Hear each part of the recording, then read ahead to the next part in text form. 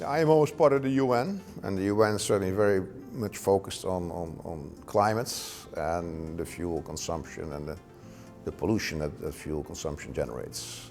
If you do not want to comply with the IMO 2020, you will be banned from visiting, from calling UN sanctioned ports. And that everybody will have to comply for that reason alone. It's going to be affecting the whole world population, but the first step of the way will be the international steamship lines. Anybody that runs ships over 90 tons in our world on the oceans that they want to dock in UN sanctioned ports will be affected. And that's about 95,000 vessels need to comply come January 1. There are three options for the carriers, for the ocean operators. They can run low sulfur fuel from 3.5 today down to 0.5. And the other option is put scrubbers on the vessels.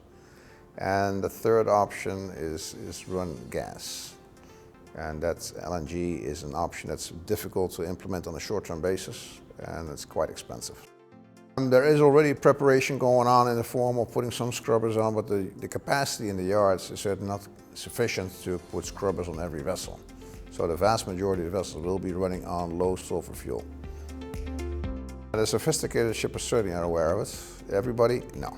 But we don't know who is and who is not. We're trying to contribute to our side of the story, tell them we have this expense coming up starting in about 6 months.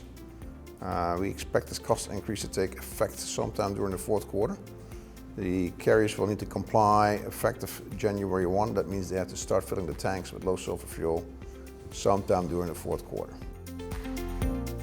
How much will it cost me? We don't know yet. We are putting our own bunker fuel formula together. But like any formula, there's an X factor involved.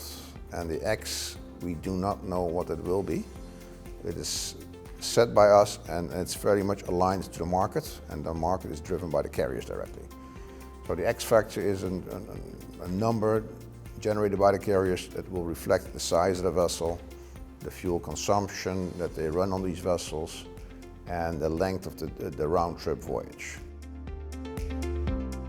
Number one is get educated. Number two, be prepared to pay. Nobody will give you a free pass on this one. The freight forwarders cannot afford to carry additional expense ourselves. The carriers cannot afford to burn fuel and at expensive levels and without getting a recovery from the freight. They say the cargo will pay. There are people not aware of it, perhaps. There are some people being confused by some governments who say, hey, if there's not sufficient fuel, we'll delay this new policy. And that is probably a dangerous thing to go out in the market by saying we may delay it, because it gives the people a sense of security that they will be covered, and they may not be covered. We recommend everybody today be prepared for January 1 or fourth quarter when the prices start going up.